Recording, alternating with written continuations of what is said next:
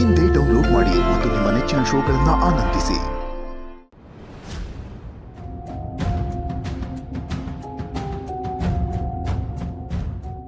ಇನ್ನು ಅದ್ರ ಬಗ್ಗೆನೇ ಯೋಚನೆ ಮಾಡ್ತಿದ್ದೀರಾ?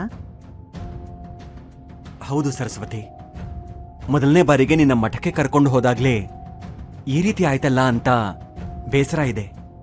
ಅಲ್ಲ, ಗೋವಿಂದಾಚಾರ್ಯರು ಅಷ್ಟು ಹಿರಿಯರು, ಅವ್ರು ಈ ರೀತಿ ನಡ್ಕೊಂತಾರಾ? ನಮ್ಮ ತಾತನ ಕಾಲದಿಂದಲೂ ಅವರು ಹಾಗೇ ಇದ್ದಾರಂತೆ. ಈಗ ಈ ಭೋಗೇಂದ್ರನವ್ರಗಳ ಜೊತೆ ಸೇರ್ಕೊಂಡು ಅವನು ಹಾಗೇ ವರ್ತಿಸ್ತಾನೆ. ಈ ಶ್ರೀಮಠದಲ್ಲಿದ್ದು ಅವರು ಬದಲಾಗ್ಲಿಲ್ವಾ? ಗುರುಗಳು ಅವ್ರನ್ನ ಬದಲಾಯಿಸಬೇಕು ಅಂತ ಬಹಳ ಪ್ರಯತ್ನ ಪಡ್ತಿದ್ದಾರೆ. ಆದ್ರೆ ಕೆಲವರು ಬದಲಾಗೋದೇ ಇಲ್ಲ. ಇಂಥವ್ರ ನಡುವೆ ನೀವು ಹೇಗೆ ಕೆಲಸ ಮಾಡ್ತೀರಿ? ನಿಮಗೆ ಸಮಸ್ಯೆ ಆಗೋದಿಲ್ವೇ? ಕಲಿಯುಗನೇ ಹಾಗೆ ಸರಸ್ವತಿ. ಕಲಿಯ ಆರ್ಭಟನೇ ಹೆಚ್ಚು. ಅದರ ಪ್ರಭಾವದಿಂದನೇ ಜನ ಈ ರೀತಿ ವರ್ತಿಸ್ತಾರೆ. ಹಂಸಕ್ಷೀರ ನ್ಯಾಯದ ಹಾಗೆ ನಾವು ಬದುಕಬೇಕು. ಶ್ರೀಹರಿ ಮೇಲೆ ಭಾರ ಹಾಕಿ ನಾವು ಬದುಕು ನಡೆಸಬೇಕು. ಅವನೇ ಕಾಪಾಡ್ತಾನೆ ಅಷ್ಟೇ. ಈಗ ಅವರಿಬ್ಬರಿಗಾಗಿರೋ ಪರಿಸ್ಥಿತಿ ಸರಿ ಹೋಗುತ್ತಾ? ಸರಿ ಹೋಗುತ್ತೆ, ಆದ್ರೆ ಅವರಿಬ್ರು ಸರಿದಾರಿಗೆ ಬರೋ ಲಕ್ಷಣಗಳು ಕಾಣಿಸ್ತಿಲ್ಲ. ಹೋಗ್ಲಿ ಬಿಡಿ, ಗುರುಗಳು ನಮ್ಮಿಬ್ಬರಿಗೆ ಪ್ರೀತಿಯಿಂದ ಆಶೀರ್ವಾದ ಮಾಡಿದ್ರಲ್ಲ, ಅಷ್ಟೇ ಸಾಕು.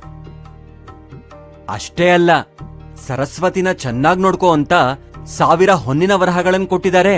ನನಗೆ ಹೊನ್ನು ವರಹ ಯಾವುದು ಬೇಡ, ನಿಮ್ ಪ್ರೀತಿ ಇದ್ರೆ ಸಾಕು. ಆದ್ರೂ ಮಾತಿಗೆ ಕೇಳ್ತೀನಿ, ಗುರುಗಳ ಮಾತನ್ನ ತಪ್ಪಲ್ಲ ಅಲ್ವಾ? ನನ್ನನ್ನ ಚೆನ್ನಾಗಿ ನೋಡ್ಕೊಡ್ತೀವಿ ತಾನೆ? ನೀನು ಈ ರೀತಿ ಹೊನ್ನನ್ನ ತುಂಬಾ ನೋಡಿದವಳು, ಸುಖದಲ್ಲೇ ಬೆಳೆದವಳು. ನನ್ನಿಂದ ಸಾಧ್ಯವಾದ ಮಟ್ಟಿಗೆ ನಾನಿನ್ನ ನೋಡ್ಕೋತೀನಿ.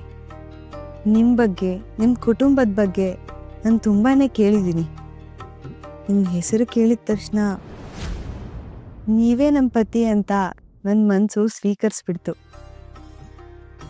ಆದ್ರೆ ಮಧ್ಯದಲ್ಲಿ ನಡೆದ ಘಟನೆಗಳಿಂದ ಈ ಮದುವೆ ಎಲ್ಲಿ ತಪ್ಪು ಹೋಗುತ್ತೋ ಅಂತ ಭಯ ಆಗ್ಬಿಟ್ಟಿತ್ತು.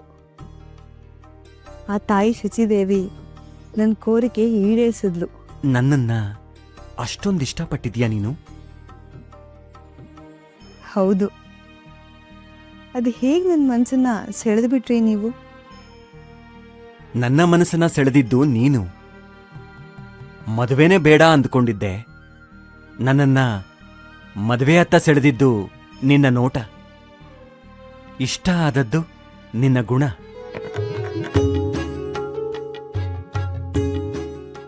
ಎಲ್ಲದಕ್ಕಿಂತ ಹೆಚ್ಚಾಗಿ ಹಿರಿಯರ ಮಾತು ಕಟ್ಟುಬಿದ್ದು ಮದುವೆ ಮಾಡ್ಕೊಳ್ಳೇಬೇಕಾಯ್ತು. ನನ್ನ ಚೆನ್ನಾಗಿ ನೋಡ್ಕೊಳ್ತೀಯ ತಾನೇ?